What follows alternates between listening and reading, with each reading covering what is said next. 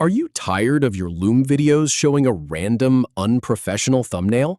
Copy the exact thumbnail code with your custom thumbnail in under 60 seconds. In this tutorial, I'll show you the exact clicks: library, your video, share, embed, and finally, copy the thumbnail code. Click on Library, where all your videos are stored. Then, click on any one of your videos to open it up for the next steps.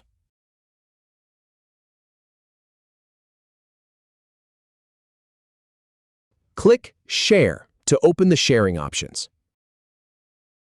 Click Embed to see the embed settings. Click Copy Thumbnail Code to finish.